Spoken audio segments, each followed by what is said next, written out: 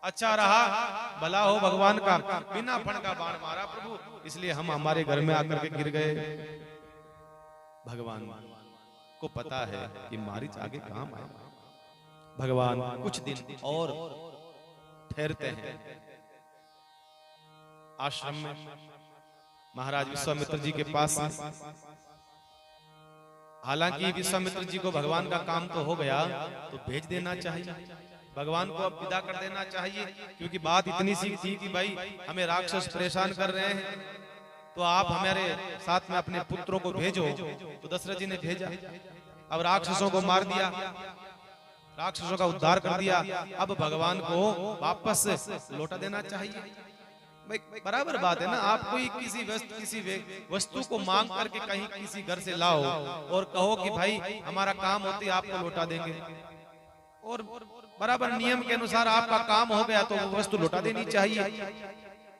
यही बात थी, बात यही थी कि हमारे राक्षस परेशान कर रहे हैं, राम को भेजो, राक्षसों को मार दिया, अब वापस ले जाना चाहिए। लेकिन मूल उद्देश्य ये नहीं था, मूल उद्देश्य ये था कि कैसे भी करके एक बार भगवान को अयोध्या से निकाल करके कैसे भी करके जनकपुरी जो है पहुंचा दूं। महाराज ये तो एक माध्यम था राक्षसों को मारने का, तो सारी रचना जो है विश्वामित्र जी महाराज ने इस प्रकार से करी है कि कैसे भी करके मैं राम को जो है यहाँ से सीधा जनकपुरी ले चलूं, क्योंकि वहां पर भगवान का काम है, भगवान का कार्य वहां पर होने वाला है। इसलिए विश्वामित्र जी महाराज जो है भगवान से कहते हैं, हे प्रभु आपने हमारा एक कार्य तो कर दिया, आपने हमारा एक कार्य तो कर दिया, अब जो है यहाँ का काम तो हो गया, अब आगे पधारिए। लेकिन भगवान चाहते तो ये भी कह सकते थे कि महाराज आपका वादा यहीं तक था, आप यहीं तक बात कह करके लाए थे, लेकिन यहाँ पर जो है बड़ी सुंदर सीख मिलती है, बड़ी सुंदर सीख मिलती है। यहाँ से हम किसी श्रेष्ठ व्यक्ति के साथ में हैं, किसी उच्च व्यक्ति के साथ में हैं, विचारों वाले के साथ में हैं, तो अपने आप को शांत रखना चाहिए। महाराज सोचने का काम उस व्यक्ति का है। हम किसी श्रेष्ठ व्यक्ति के साथ में होते हैं ना, तो हमें पंचायत नहीं करनी चाहिए भैया। क्यों? क्योंकि हमारे साथ में वो व्यक्ति है जो अपना आप काम करेगा, सोचने की जिम्मेदारी उसकी है, सब काम करने की जिम्मेदारी इसकी है। भगवान शांत है, एकदम शांत है भगवान। भगवान से कहा चलो, भगवान का चलो। भगवान ने एक बार भी नहीं पूछा कि महाराज हम कहाँ चल रहे हैं, जनकपुर तो हमारे को बुलावा नहीं आया। निमंत्रण तो था, लेकिन विश्वामित्र जी महाराज को था, बिना बुलाए मेहमान है। देखना आप, बिना बुलाए मेहमान है भगवान राम, जनकपुरी के बिना बुलाए मेहमान। अब शादी भगवान की वहां हो रही है, बारात का पता नहीं, दूल्हा पहले ही चला गया भैया, देखो आप हैं, पहले ही चला गया। बाकी होता क्या है, बाराती साथ में होते हैं, दूल्हा धूमधाम से जाता है, लेकिन दूल्हा पहले पहुंच गया, बारात का आता पता नहीं, और वो भी बिना बुलाए मेहमान। भगवान ने एक बार भी नहीं पूछा महाराज हमारा कोई निमंत्रण नहीं? नहीं, क्योंकि श्रेष्ठ व्यक्ति मेरा गुरु साथ में है, तो फिर शिष्य का निमंत्रण अलग से नहीं होता, अलग से नहीं होता। भाई माँ बाप जब आ जाते हैं तो पुत्रों को अलग से कुमकुम पत्री नहीं देनी पड़ती। गुरु जब पधार जाता है तो शिष्य को अलग से निमंत्रण नहीं देना पड़ता है। इसी प्रकार से भगवान सोच रहे हैं कि बुलावा हमारे को तो नहीं आया, लेकिन हमारे गुरुदेव को आया हुआ है, चलो हम आपके साथ। और वहां से जो है विश्वामित्र जी महाराज निकल पड़े, यहाँ से रास्ते से चले जा रहे हैं विश्वामित्र जी महाराज। आगे आगे कौन? विश्वामित्र। पीछे कौन? भगवान राम, और सबसे पीछे लखन लाल। ऐसे इस क्रम से चल रहे हैं। जैसे एक जंगल आया, सुनसान जंगल आया, संत कहते हैं महाराज बाबा तुलसी दिखते हैं, बड़ा सुंदर प्रसंग यहाँ से।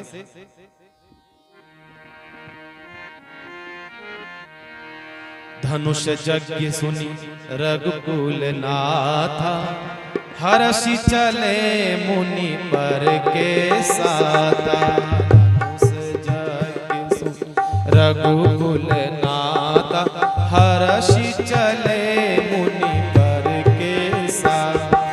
धनुष यज्ञ मुनि रघुकुल नाथा, हर्षि चले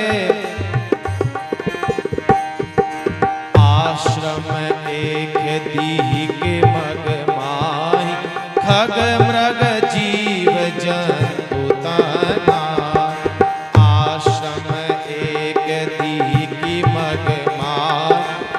खग मृग जीव जंतु तहना पूछे मुनिशीला प्रभु देख सकल लोक मुनि कार्य विषे पूछा मुनिशीला प्रभु देख सकल कथा मुनि कार्य विशेष श्री राम जय जय राम श्री राम जय जय राम श्री राम गाओ जय सभी। राम जय जय राम श्री राम जय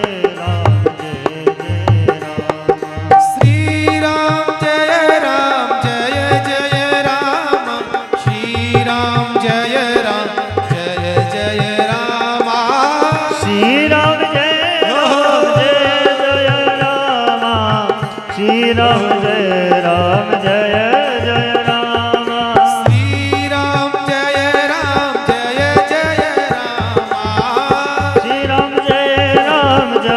जय राम श्री राम जय जय राम श्री राम जय राम जय जय राम श्री राम जय जय राम श्री राम जय जय राम श्री राम जय जय राम श्री राम जय जय राम श्री राम जय जय राम श्री राम जय जय राम श्री राम जय जय राम श्री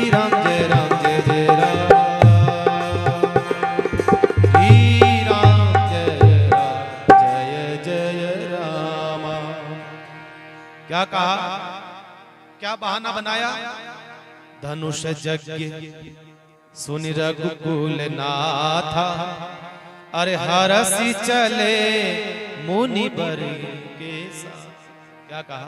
गुरुदेव ने कहा राम एक यज्ञ तो पूर्ण हो गया, मारीच सुबाहु जिस यज्ञ में परेशानी कर रहे थे ना वो यज्ञ तो आपकी कृपा से पूर्ण हो गया। एक यज्ञ और है, एक यज्ञ और है। क्या है? धनुष यज्ञ सुनि रघुकुल नाथ। एक यज्ञ और है, वो धनुष यज्ञ है। महाराज धनुष का कोई यज्ञ होता है? हाँ बिल्कुल होता है। कौन सा यज्ञ है, कहाँ है? कहा जनकपुरी में। कौन सा क्या यज्ञ है महाराज? कहा जनकपुरी में उनकी बेटी है जिसका नाम है भूमि सुता। भूमि सुता कौन महाराज? कहा ये जनक की लाडली दुलारी सीता। अच्छा तो ये यज्ञ कौन सा है? कहा वहां पर सीता का स्वयंवर है और जो उस धनुष को उठाएगा उसकी प्रतिज्ञा खींचेगा उसके साथ में उसका विवाह होगा, उसके साथ विवाह होगा। तो चलो तुम्हें दर्शन करा देते हैं उस यज्ञ का भी। ऐसे नहीं कहा कि तुम्हारा विवाह हो जाए, नहीं, इस बहाने ले जा रहे हैं कि तुम्हें दर्शन करा देंगे। भगवान ने जैसे सीता का नाम सुनाई दिया पहली बार भगवान के मन में हरसी चले मुनि बर के साथ। भगवान का एक नियम देखिएगा आप साहब, भगवान की प्रकृति देखिएगा, भगवान का सहज स्वभाव देखिएगा। जब भी भगवान कहीं रवाना होते हैं तो एक तुलसी लिखते हैं कि हर्ष चले रघुनाथा। भगवान जहां पर भी जाते हैं प्रसन्न होकर के जाते हैं। आप देखिएगा वनवास काल का जब समय आएगा तभी भी बाबा तुलसी यही लिखेंगे हर्ष चले रघुनाथा। प्रसन्नता के साथ में। ध्यान रखना बंधुओं, जब भी आप घर से बाहर की यात्रा करो प्रसन्न होकर के करो। आधा काम तो आपका विजय, आधी जीत तो वैसे ही हो जाती है, सुनिश्चित हो जाती है। जब भी घर से बाहर निकलो प्रसन्न होकर के निकलो महाराज। ऐसा नहीं कि इस तबले को फुला करके निकलो महाराज, सामने वाला कोई राम राम भी नहीं कर सके। थोड़ा सा मुस्कुरा करके चलो भैया, थोड़ा सा। भगवान प्रसन्न मुद्रा से निकलते हैं। जब भी कहीं से रवाना होते हैं प्रसन्न होकर के निकलते हैं। और भगवान गुरुदेव के पीछे पीछे चल रहे हैं। और आगे आगे गुरुदेव क्या देखा? आश्रम एक दीखी मग माही खग मृग जीव जंतु तहना। एक सुनसान जंगल आया। क्या देखा वहां पर? उस जंगल में आश्रम एक दीख मगमा है। रास्ते में एक आश्रम दिखाई दिया, लेकिन एक आश्रम की विशेषता क्या है? खग मृग जीव जंतु तहनाही। ना तो वहां पर कोई पक्षी है ना कोई पशु है, ना कोई इंसान है, ना इंसान का कोई जाया है, एकदम सुनसान पड़ा है वो आश्रम। इतना सुंदर आश्रम पड़ा है और वृक्ष भी सूख गए उस आश्रम में, वृक्ष भी पत्ते जड़ गए और आश्रम के बाहर एक शिला पड़ी है, एक पत्थर की बहुत बड़ी शिला पड़ी है। तुरंत पूछा सुनहि शिला प्रभु देखी। अब यहाँ एक आश्चर्य की बात और देखिएगा कि आगे आगे चल रहे हैं गुरु विश्वामित्र, पीछे राम चल रहे हैं और दृष्टि सबसे पहले किसकी पड़ी शिला पर? राम की पड़ी है। और होना तो ये चाहिए कि जो आदमी आगे चल रहा है पहले दृष्टि उसकी पड़नी चाहिए, या पीछे चल रहा है उसकी पड़नी चाहिए, कैसे भी करके। बीच वाले को कैसे पड़ा? लेकिन यहाँ प्रसंग आता, बाबा तुलसी कहते हैं कि भगवान राम की दृष्टि पड़ी। क्यों? क्योंकि भगवान राम ही अपने भक्तों को, अपने कोई पाप लेकर के बैठा है उसको तुरंत जो है पाप से मुक्त करने के लिए भगवान ही उसको देखते हैं महाराज। जिसको कोई नहीं देखता है भगवान देख लेते हैं उसको। कहीं भी पड़ा रहे जीव, कहीं पर भी किसी स्थिति में भगवान उसको देख लेते हैं। भगवान ने तुरंत कहा सकल कथा मुनि कहा विशेष। भगवान ने पूछा गुरुदेव एक बात बताइए, ये इतना सुंदर आश्रम, इतना प्यारा आश्रम लग रहा है, पर यहाँ सुनयाड़ पड़ी है, एकदम सुनसान पड़ा है, ना तो कोई पौधे वृक्ष हरियाली है, ना ही कोई पक्षी है, ना कोई पशु है, ना कोई इंसान है, ये कौन सा आश्रम है यहाँ? और सामने ये शिला पड़ी है, बहुत बड़ी पत्थर की चट्टान पड़ी है, स्त्री का स्वरूप दिखाई दे रहा है, ये है कौन? विश्वामित्र जी महाराज ने सकल कथा कहा विशेष। विश्वामित्र जी महाराज ने कहा राम तुम सब जानते हो, हमें पूछते हो? अरे तुम सब जानते हो, हमें बस बड़ाई बताने के लिए पूछ रहे हो, तुम्हें पता नहीं है। राम ने, भगवान ने इशारा करा मन ही मन, गुरुदेव लीला कर रहा हूँ, लीला मनुष्य की, लेकिन आप मेरे गुरु बने हैं ना, मुझे बताइए। विश्वामित्र जी बोले देखो ये सृष्टि जब बनी थी महाराज, उस सृष्टि के बनने के साथ में ही कल्प और मनमंत्रों की रचना हो जाती है। एक कल्प जब बीतता है तो 14 कल्प जब बीतते हैं तब एक मनमंत्र होता है, और एक मनमंत्र होता है तो ब्रह्मा जी का एक दिन होता है। इस प्रकार से हर कल्प में अलग अलग सप्त ऋषि होते हैं और अलग अलग इंद्र होते हैं। इस प्रकार से इस मनवंत्र में, जिस मनवंत्र में हम चल रहे हैं ना राम, इस मनवंत्र के मनु महाराज हैं श्राद्ध देव। श्राद्ध देव ये 7वां मनवंत्र चल रहा है, 7वां। हम जिस मनवंत्र में बैठे हैं वो भी 7वां मनवंत्र ही है। इस मनवंत्र के मनु जो है महाराज श्राद्ध देव कहलाते हैं, राम से कह रहे हैं। तो और इस मनवंत्र के जो सप्त ऋषि हैं, उन सप्त ऋषियों में एक ऋषि व्यक्ति जिनका नाम है गौतम ऋषि। अच्छा महाराज, तो महाराज गौतम ऋषि की ही एक पत्नी है जिसका नाम है अहिल्या। विश्वामित्र जी महाराज कहने लगे अहिल्या इतनी सुंदर, अहिल्या की सुंदरता कहते हैं मानो भगवान ने अपने हाथों से गढ़ी हो, इतनी सुंदर अहिल्या की दिव्य सुंदरता थी। उस अहिल्या की सुंदरता पर बड़े बड़े देवता मंत्र मुग्ध हो जाते थे। उसकी सुंदरता को देख करके, उसकी काया को देख करके बड़े बड़े देव मंत्र मुग्ध हो जाते थे। लेकिन कहते हैं देव तो छोड़ो, इंद्रदेव जो देवताओं का राजा है सर्वोपरि, इंद्रदेव भी उस पर मुग्ध हो गया। इंद्रदेव के मन में काम वासना जगी है और इंद्रदेव ने विचार करा है कि मैं कैसे भी करके इस अहिल्या का स्पर्श हो जाए, कैसे भी करके। इंद्र ने विचार करा कि गौतम ऋषि है, पत्नी है गौतम ऋषि की, ऐसे तो मैं कैसे जा सकता हूँ, कब जाऊं कब नहीं जाऊं। तो कहते हैं इंद्र ने छल के द्वारा चंद्रमा को साथ में लिया। किस लिए लिया? इसलिए लिया है कि चंद्रमा से कहा देख चंद्रमा, मैं अहिल्या के पास में जाना चाहता हूँ, तुम मेरा साथ दो। चंद्रमा की बुद्धि मारी गई और इंद्र जानता था कि सुबह जल्दी ब्रह्म मुहूर्त में स्नान करने के लिए जाते हैं ऋषि। सुबह रोज गौतम ऋषि स्नान करने जाते हैं, जैसे ही सवेरा होता है तो, और उस समय में प्रवेश कर जाऊंगा। लेकिन आज क्या हुआ, उसको बनाया मुर्गा, चंद्रमा को बनाया मुर्गा, और मुर्गा जो है अर्धरात्रि को ही बोल गया। तो गौतम ऋषि ने सोचा कि लगता है सवेरा हो गया है, और वो निकल गए अपने कमंडल लेकर के स्नान करने के लिए। पीछे से इंद्र गौतम बन करके आया है, छला है, अहिल्या को छलने के लिए आया है, गौतम ऋषि का रूप बना करके आया है। इंद्र प्रवेश कर गया कुटिया में। उसी समय अहिल्या ने कहा अरे प्रियतम, अभी तो आप गए थे, अभी तो आप गए थे, लौट करके कैसे आए? कहा नहीं, अभी थोड़ा समय है। और आकर के छल के साथ में अहिल्या का धर्म भंग करा है इंद्र ने।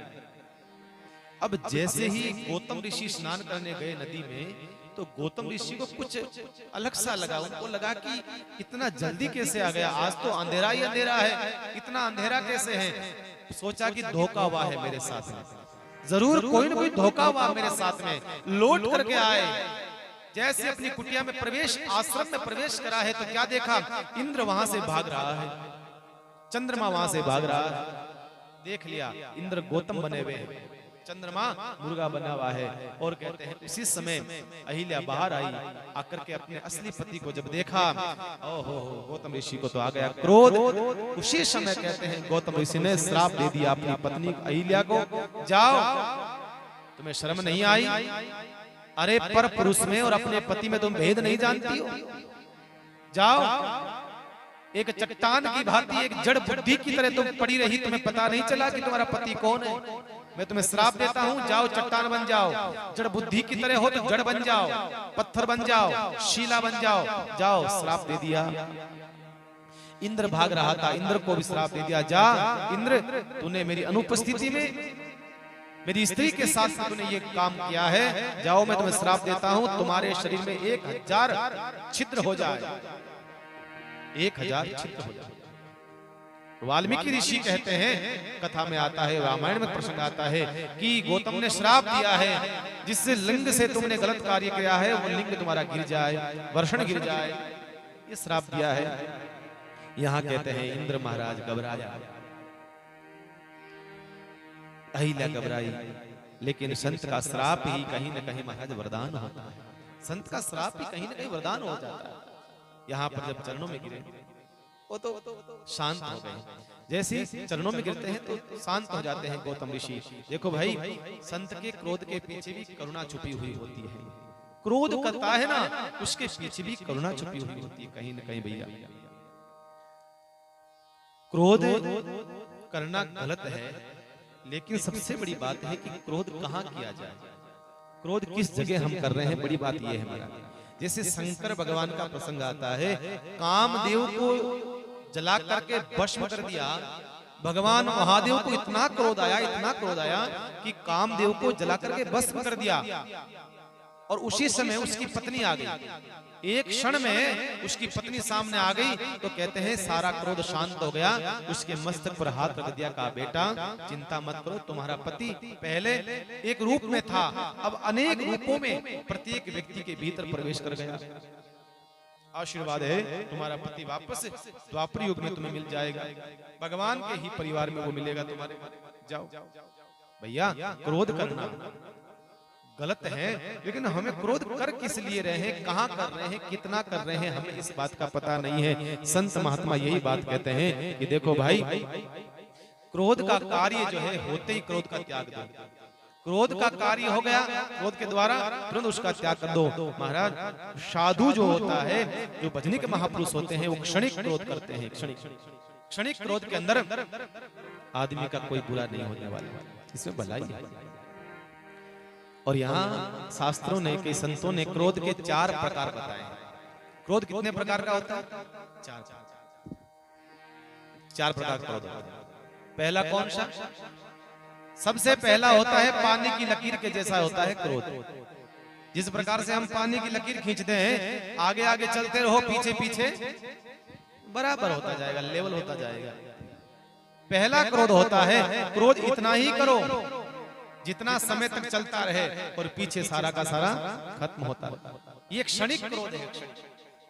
जितना पानी की लकीर के साथ साथ क्रोध चला जाए, ऐसा क्रोध होना चाहिए। तो संत होते हैं, महापुरुष जो पहुंचे सिद्ध महापुरुष होते हैं, वो क्षणिक क्रोध करते हैं, गुस्सा करते हैं, फिर वापस शांत हो जाते हैं। ये है पानी की लकीर की तरह।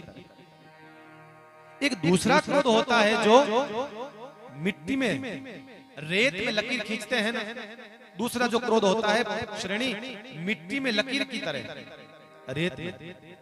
अब आप बताइए कब तक टिकती है? थोड़ी सी हवा चली और वापस खत्म। दूसरा श्रेणी जो है क्रोध की ऐसे होनी चाहिए,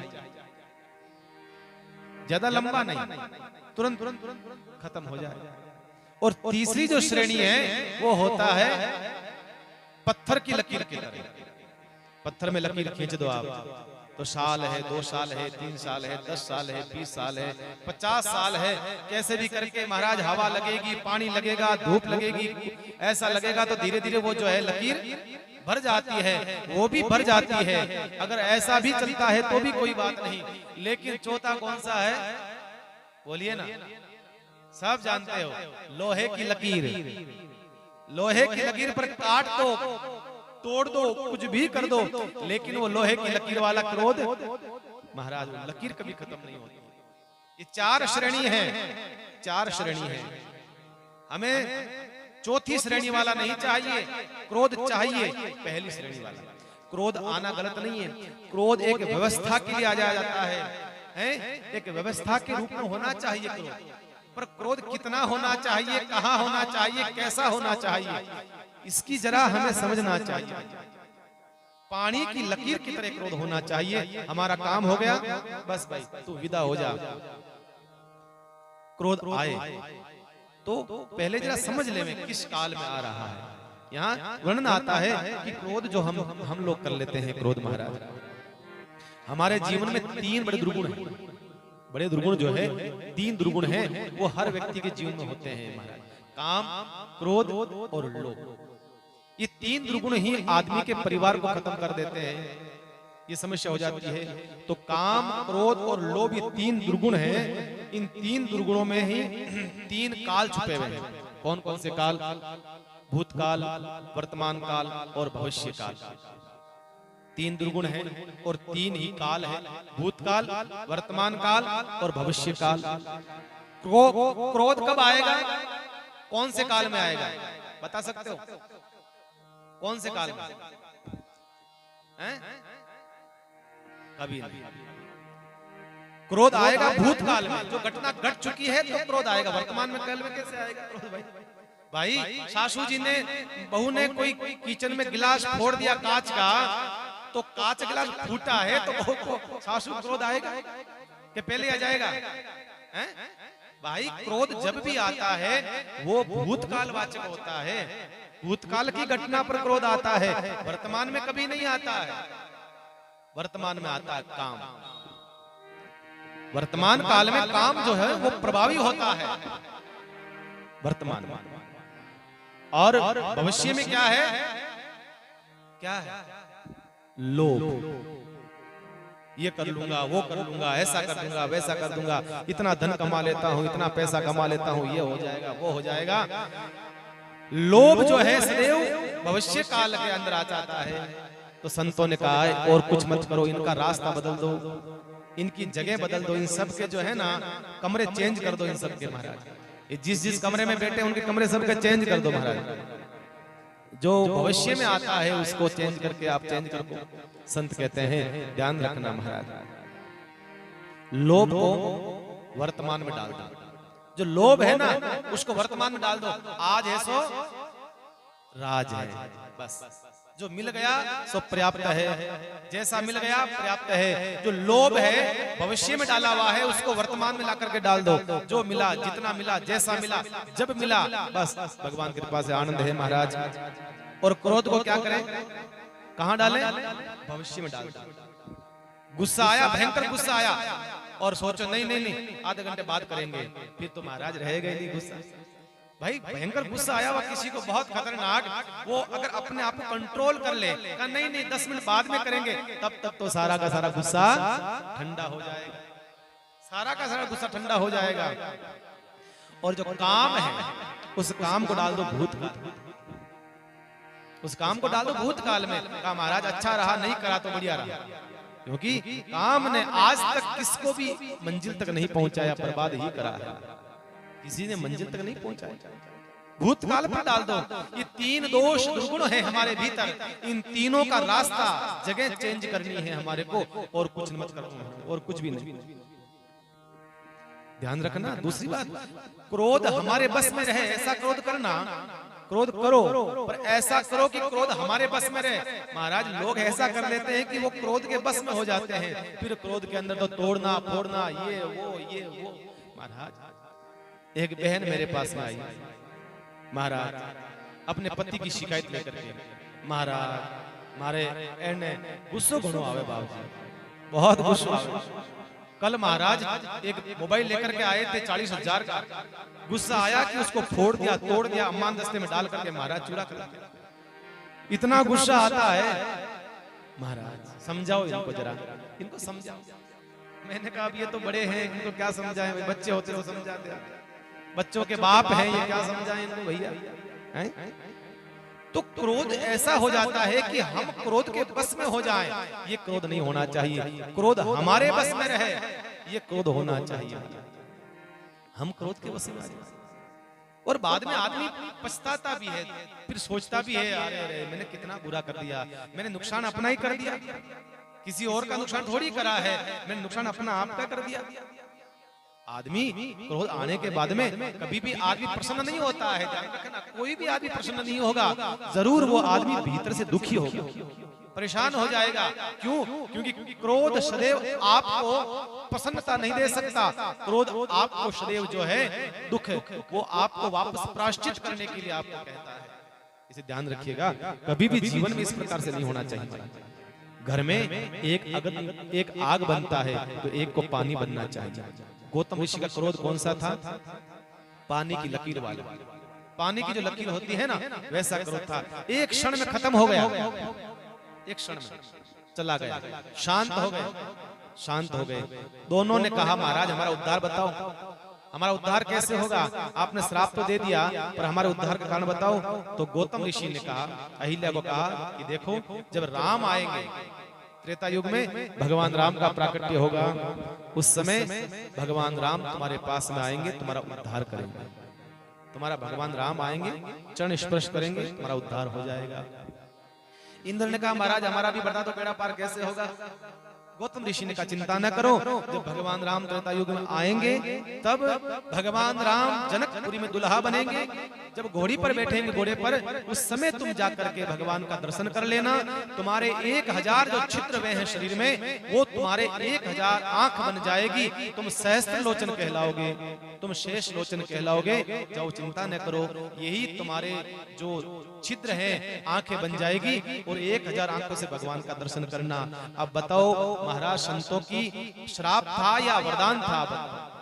कहीं न कहीं संतों की कृपा, अहेतु की कृपा कह सकते हैं इसको। हेतु नहीं, अहेतु कृपा हुआ, अहेतु कृपा।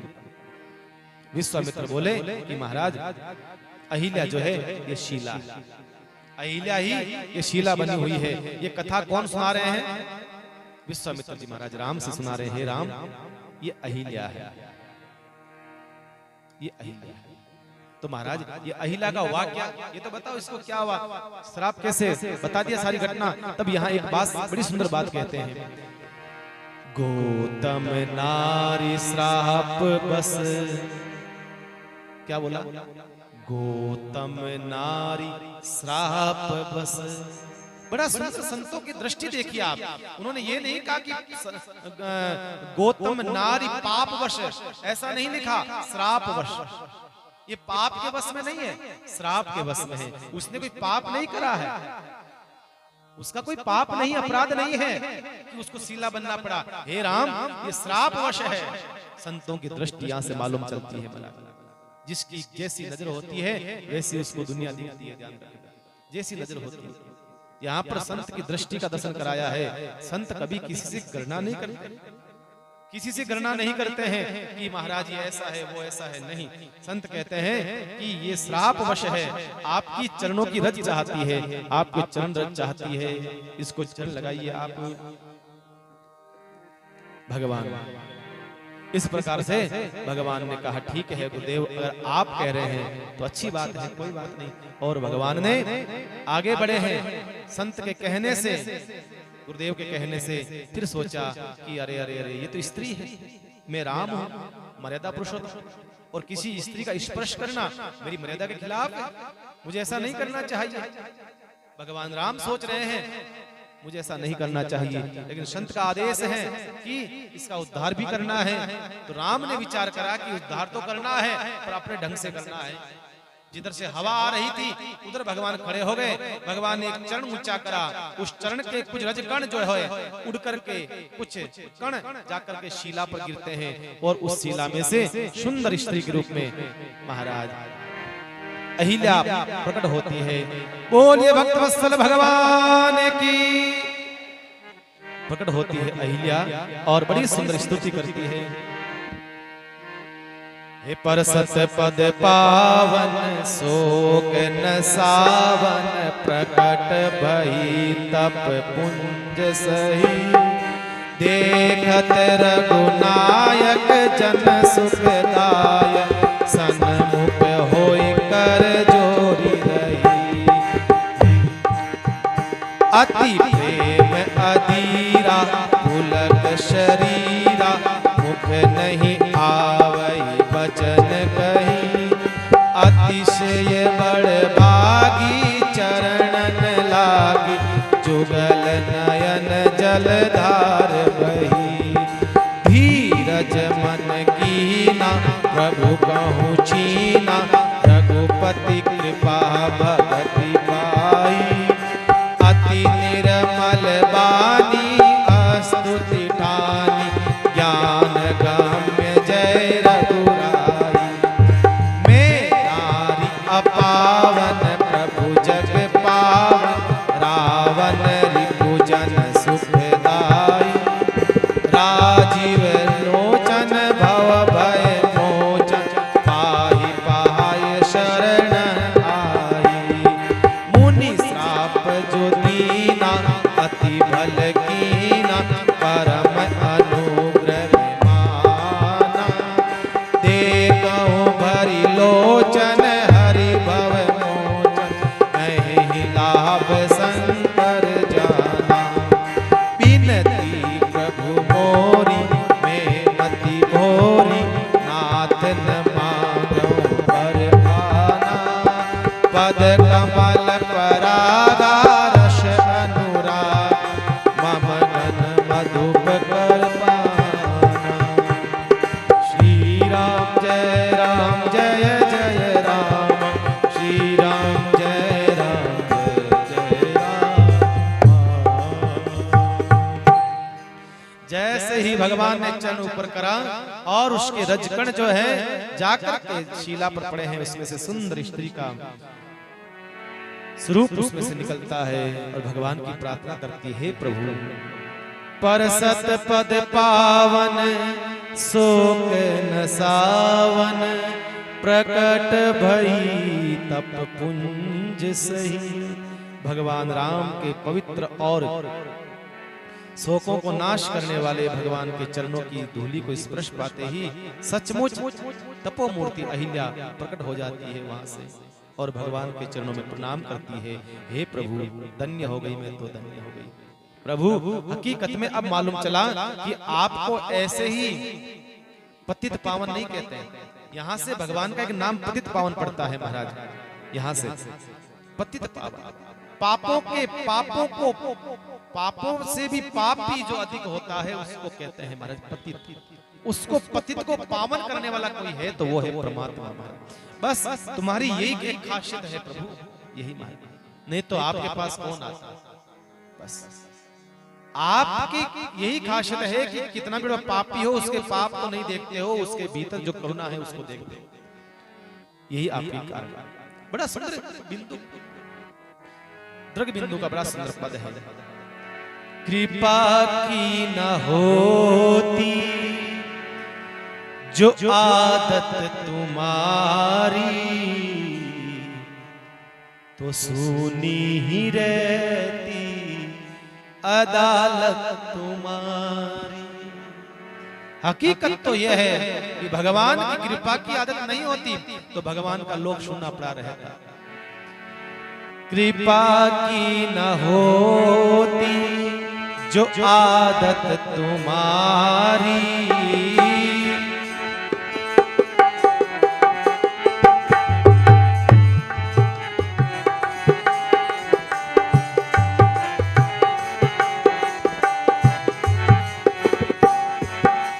कृपा की न होती जो आदत तुम्हारी,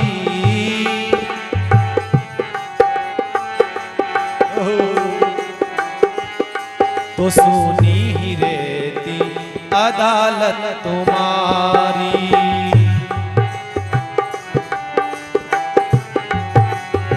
कृपा की न होती जो आदत तुम्हारी, कृपा की न होती जो आदत तुम्हारी। कृपा की न होती जो आदत तुम्हारी। कृपा की न होती जो आदत तुम्हारी, तो सुनी ही रहती अदालत तुम्हारी। जो सुनी रहती अदालत तुम्हारी। कृपा की न होती जो आदत तुम्हारी। कृपा की न होती जो आदत तुम्हारी, तो सुनी रहती अदालत तुम्हारी। जो सुनी रहती अदालत तुम्हारी। हे भगवान, आपकी खासियतों में सबसे बड़ी खासियत है कि आप कृपालु, और किसके हो कृपालु? ओ दीनों के दिल में जगह तुम न पाते, ओ दिलों के दिल में जगह तुम न पाते, तो किस दिल में होती हिफाजत तुम्हारी। तो किस दिल में होती हिफाजत तुम्हारी। कृपा की न होती जो आदत तुम्हारी। कृपा की न होती जो आदत तुम्हारी, तो सुनी ही रहती अदालत तुम्हारी। जो सुनी रहती अदालत तुम्हारी। आज तक भी आपने किसी का बेड़ा पार करा है? किसका करा है? गरीबों की दुनिया आबाद तुमसे। गरीबों की दुनिया आबाद तुमसे। गरीबों की दुनिया है आबाद तुमसे। गरीबों की दुनिया है आबाद तुमसे। गरीबों से है बादशाहत तुम्हारी। गरीबों से है बादशाहत तुम्हारी। कृपा की न होती जो आदत तुम्हारी। कृपा की न होती जो आदत तुम्हारी, तो सुनी ही रहती अदालत तुम्हारी। जो सुनी रहती अदालत तुम्हारी। और क्या कहा? तुमने मुलजिम होते न तुम होते हाकिम। न मुलजिम ही होते न तुम होते हाकिम। न तुम न घर घर में होती इबादत तुम्हारी। हो न घर घर में होती इबादत तुम्हारी। कृपा की न होती जो आदत तुम्हारी। कृपा की न होती जो आदत तुम्हारी, तो सुनी ही रहती अदालत तुम्हारी। जो सुनी रहती अदालत तुम्हारी। तुम्हारे ही उल्फत के बिग बिंदु है ये, तुम्हें सौंपते हैं अमानत तुम्हारी। कृपा की न होती जो आदत तुम्हारी। तो सुनी रहती अदालत तुम्हारी। दृग बिंदु बिंदु महाराज ने बड़ा सुंदर पद लिखा है और कहा है प्रभु ये गरीबों से ही दुनिया है। आप ध्यान रखना, अमीरों से आपकी दुनिया नहीं है। अमीर तो लोग आपको कहाँ प्रभु मानते हैं, आपको गरीबों के ही बादशाह हो आप। अमीरों के बादशाह नहीं हो, गरीबों के बादशाह हो प्रभु आप। और दीनों के दिल में जगह न पाते तो किस दिल में होती हिफाजत तुम्हारी। ये गरीबों के मन में बस गरीबों का अर्थ होता है महाराज जिसके पास काम क्रोध मद लोभ ईर्ष्या राग द्वेष खाली हो चुका हो, जिसके पास कुछ नहीं हो ये चीजें, उसे गरीब कहा है। उसे गरीब कहा, उसकी दृष्टि में गरीब कुछ नहीं जिसके पास, और परमात्मा ही सब कुछ है। ये चीजें कुछ नहीं तो गरीब है, परमात्मा है तो बादशाह है, वो भी कम नहीं है हमारे बादशाह है। इसलिए कहा है कि प्रभु आपकी कृपा है। तब कहा है, बड़ी सुंदर स्तुति करी है माँ अहिल्या ने। और क्या कहा प्रभु, मुनि श्राप जो दीना अति बल कीना परम अनुग्रह जाना। महाराज जब उन्होंने गुस्सा आया क्रोध आया, मुझे लगा कि बहुत बुरा करा, पर आज लगता है महाराज उन्होंने जो भी करा है ना बड़ा गजब का करा है महाराज। अगर वो श्राप ना देते तो आज आप मेरे सामने खड़े ना होते। उनके श्राप में ही महाराज अनुग्रह था। मुनि श्राप जो दीना अति बल कीना, उन्होंने बहुत अच्छा काम करा है। कीना परम अनुग्रह में माना, उनका अनुग्रह में आज मानती हूँ गौतम ऋषि का। मैं बार बार प्रणाम करती हूँ उनके चरणों में। उन्होंने मुझे धन्य कर दिया, भगवान को लाकर मेरे सामने खड़ा कर दिया। मैं धन्य हो गया, मैं धन्य हो गया, कृतकृत्य हो गया। ऐसा सुंदर जो है माँ अहिल्या ने भगवान का सुंदर प्रार्थना अर्चना और बड़ी सुंदर जो है प्रार्थना करी है। आइए भगवान ने अहिल्या का उद्धार करा है और भगवान अपने निज लोक में भेजते हैं। बड़ी सुंदर कथा आप लोगों ने सुनी है, बाकी कथा का प्रश्न कल की कथा में सुनेंगे। आइए एक भजन जो है हमारे कान्हा भैया ढोलक वाले आज एक भजन ये गाएंगे, उसके बाद में आप गाएं तो ठीक है, नहीं तो 3 बजे से 5 बजे तक आज सत्संग है। सभी माताओं से मैंने पहले भी निवेदन करा था, 3 बजे से 5 बजे तक आप सब माताएं मैंने अपना समय जरूर निकालो। मीरा जी के लिए, अपनी मीराबाई के लिए अपना समय कुछ पल आप निकाल करके आप आए, खूब आनंद के साथ झूमते हुए नाचते हुए मीरा जी के रंग में रंगते हुए हम बड़े भाव से आनंद के साथ में मीरा के इस मीरा जयंती का अवसर को हम लोग मनाएंगे। यही मेरा निवेदन है भाइयों बहनों से, सबसे निवेदन।